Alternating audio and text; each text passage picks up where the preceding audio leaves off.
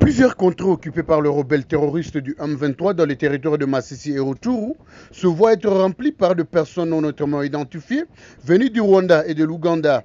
Cette alerte est de la notabilité du territoire de Masisi. Une situation qui sème terreur et désolation dans les chefs des populations autochtones qui avaient fui les affrontements dans ces zones. Selon Bruno Muitowere, un notable de Masisi et cadre du parti Leadership et Gouvernance pour le Développement LGD en province du Nord Kivu, ces occupations étaient grand danger qui risqueraient de nous ramener dans la situation vécue, une guerre civile qui ne dira pas son nom. Évidemment, c'est un danger qui est des populations ici des pays étrangers qui sont installés sur le sol congolais, ça que les autorités congolaises les sont informées. Et c'est normal que ça se passe comme ça, du fait que les territoires sont occupés par les rebelles d'IM23 qui sont soutenus par les Rwandais et l'Ouganda et beaucoup d'autres pays étrangers. Et donc nous sommes en train de subir une guerre à la fois d'occupation et économique. Et c'est un danger. Aujourd'hui, vous avez suivi avec moi les accords que le gouvernement congolais a signés à Rwanda. Et ces accords sont dits, il y a des extraits qui disent que la RDC, donc le gouvernement congolais, s'est engagé à défaire, à neutraliser les FDLR. Les FDLR sont venus ici, ce sont des populations rwandaises qui sont installées il y a déjà plus de 20 ans, 25 à 30 ans comme ça, et que les FDLR se sont installés, ils ont eu des femmes ici, ils ont des enfants ici, c'est déjà des familles. Et aujourd'hui, nous sommes livrés devant une guerre qui nous impose pour que nous puissions neutraliser ces FDLR. Une tâche qui est quasiment impossible, du fait que à l'époque du président Kabila, il avait même autorisé l'armée rwandaise d'entrer sur le sol congolais et de neutraliser les FDLR qui n'ont jamais été retrouvés parce qu'ils se sont confondus dans la population. Et demain, les dangers peuvent encore se répéter. Donc, les mêmes causes produisent les mêmes effets. Si l'histoire ne nous a pas encore donné de leçons pour que nous puissions bien surveiller dans nos territoires, les frontières de notre pays, et cela va nous rattraper du jour au jour. Et ça peut encore 20 ans, 30 ans plus tard nous mettre devant une guerre qui sera impossible à résoudre. Ça, c'est du point de vue relations extérieures. Du point de vue relations intérieures, vous avez suivi. Après des guerres qui sont passées, il y a eu des guerres tribalo-ethniques, comme des Magrivi, comme en tout cas beaucoup de guerres tribalo-ethniques qui ont opposé la population autochtone aux populations qui étaient en train de migrer vers les entités de cette population, de ces populations autochtones. Et voilà, il y a eu des problèmes de conflits fonciers qui ont même touché la ville de Goma. Et donc, si demain ou après-demain, la paix se rétablissait et que la population autochtone rentrait sur leur sol et qu'ils rencontraient déjà d'autres populations occupant leurs champs, leurs maisons, et sachez que cela, on serait déjà devant une guerre civile qui ne dira pas son nom. Et donc, la situation continue à se détériorer du jour au jour. Il appelle les autorités à contrôler les mouvements de population aux frontières pour épargner la population des grands dangers. Pour lui, la signature des accords en cascade est la signature de l'arrêt de mort des Congolais. Les autorités savent quoi faire. En tout cas, les autorités savent quoi faire du fait que leur mission primaire est de protéger l'intégrité territoriale de notre pays. Et c'est ça même ce qu'il faut interpeller. Si les frontières continuent à être contrôlées par les étrangers, et surtout qu'ils sont des étrangers des pays voisins, ça veut dire que le trafic de la population n'est pas contrôlé par notre gouvernement, il sera impossible pour le gouvernement de contrôler la situation de la population congolaise dans cette partie qui est occupée. La plus grande des choses, la plus grande solution est de mettre ces rebelles hors d'état de nuire, afin que nous puissions contrôler, n'est-ce pas, le mouvement de la population par nos frontières ne soient plus violées.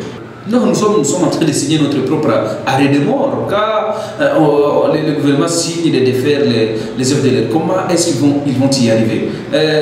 Chaque jour, la communauté internationale demande au président Tshisekedi et au gouvernement congolais, n'est-ce pas, de parler, d'entrer à dialogue avec les groupes rebelles qui sont ici de la population congolaise. Il serait aussi mieux quand on a signé ces accords que notre gouvernement interpelle aussi Kagame, bien que ces FDLR pourraient être sur le sol congolais.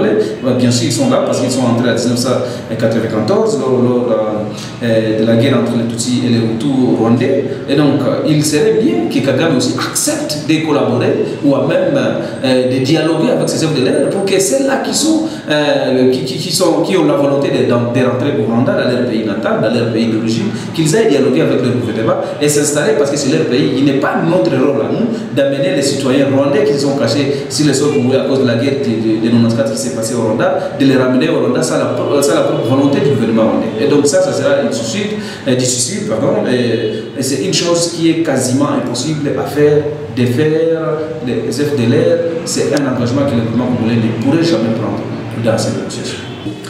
Les accords en giste secrète qu'a signé depuis son entrée au pouvoir, M. Félix Tshisekedi, ont déjà montré leurs effets. Et la preuve est que le M23 était déjà fait par le gouvernement Kabila en 2013-2014. À l'époque où Matata Ponyo était Premier ministre, le M23 a été défait et est parti dans leur pays d'origine. Donc c'est par des accords avec le Rwanda où Tshisekedi a voulu faire des rapprochements directs avec Kagame et Museveni que le M23 a surgi et parti jusqu'à Kinshasa, mon frère. Donc ça c'est un problème. Les effets et les conséquences vont continuer à se sentir quand M. Tshisekedi va diriger notre pays comme sa propre maison. Quant à la situation sécuritaire précaire en ville de Goma, ces notables condamnent la prolifération des armes à feu partout dans la ville. Il appelle la population à avoir une révolution patriotique en interpellant les autorités sur leur mission primaire qui est de sécuriser la population et ses biens. Ah oui, l'insécurité urbaine continue à battre les records. Ça, d'ailleurs, je pense qu'on l'avait encore déjà dénoncé maintes fois devant vos caméras. Il y a d'abord des analyses que nous avons données aux autorités. La première des choses est que la ceinture de Goma est entourée par des camps de déplacés. Partant du nord à l'ouest de la ville de Goma, ce sont des camps de déplacés qui s'y sont installés. Et aussi, encore, le problème du mouvement de la population qui n'est pas contrôlé revient sur la table. Du fait que d'ailleurs, les camps qui sont vers Yaragongo, qui sont presque à la frontière avec les Rwandais qui nous agressent, peuvent facilement vouloir nous infiltrer. Et quand le meilleur endroit dans lequel les Rwandais peuvent nous infiltrer, c'est dans les cas parce qu'il n'y a pas le contrôle des mouvements de la population. Ça, c'est le premier problème. Maintenant, les plus grands fléaux est lesquels? Et c'est la prolifération des armes à feu dans la ville de Goma. Tout le monde déjà a le droit d'obtenir une arme à feu, de circuler avec au nom de Ouazalendo. Les faux Ouazalendo se sont infiltrés dans les vrais Ouazalendo qui se sont tous installés dans la population urbaine et que les armes ne sont plus contrôlées. Ça aussi, c'est cacher la face. Il faut aussi interpeller les brebis galaises qui sont dans l'armée congolaise parce qu'à chaque fois qu'il y a des tracasseries, il y a des dénonciations que ce sont des policiers, ce sont des militaires et FARDC qui ont fait. Mais le plus grand fléau qui va nous rattraper pendant plusieurs années, c'est ça, la distribution des armes comme ça aux civils sans aucun contrôle ni sans aucune formation. C'est une très mauvaise gestion des armes. Quand les armes circulent, il y a les rendements de compte qui deviennent faciles. Il y a les vols qui deviennent... L'arme à feu facilite les bourreaux à opérer aussi facilement et à opérer rapidement. D'ailleurs, ne pas être inquiété par les forces de l'ordre qui pourraient faire face à lui parce qu'il a le même outil qu'utilisent les forces de l'ordre pour dissuader l'ennemi à ne pas opérer dans la ville. Et quand il y a la circulation des armes, que ce soit les armes entre les mains des Ouazalendo, que ce soit les armes entre les FARDC et la police qui ne sont pas bien gérées, c'est un problème très sérieux. Il faut nous rappeler qu'à l'époque du gouverneur Seroufuli, les armes ont encore été distribuées entre les mains des autodéfenses et la conséquence était qu'il n'y a pas plus d'une année, 2 ans, que ces armes à peine commençaient à se terminer dans la ville de Goma. Et donc nous avons vécu pendant plus de 10 ans les conséquences de cette distribution des armes par le gouverneur Seroufuli à l'époque. Aujourd'hui, nous sommes dans l'état sous état de siège et le gouvernement national, qui est provincial, facilite facilement la distribution des armes entre les mains de la population. Déjà que ce gouvernement n'arrivait pas à contrôler la circulation des armes entre les mains des FARDC et que déjà il y a encore la circulation des armes entre les mains de la population congolaise, c'est déjà un problème sérieux parce que ces armes vont tomber entre les mains des bandits, entre les mains des malfaiteurs et on aura des difficultés à les ravir ces armes. Le message à la population d'ailleurs, particulièrement à la population déplacée de Massissi, Rutshuru et partout ailleurs, mais aussi pour toute la population congolaise, si nous ne pouvons pas lutter contre notre pays, il faut lutter pour notre pays. Et si nous ne pouvons pas aller sur les champs de guerre, c'est là qu'il peuvent sa rôle dans l'armée.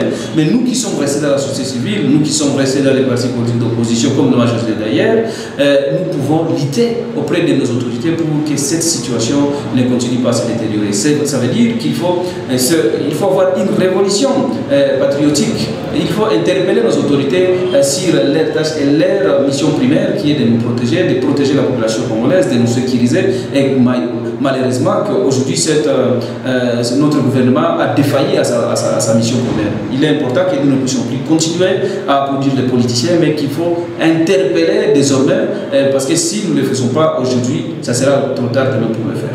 Selon le dernier rapport des OCHA, plusieurs populations déplacées ont commencé à regagner leur zone, malgré les conditions difficiles vécues dans leurs milliers sous occupation. Depuis Goma, Josou Boulon-Foubine Mikendero pour HK Today Télévision.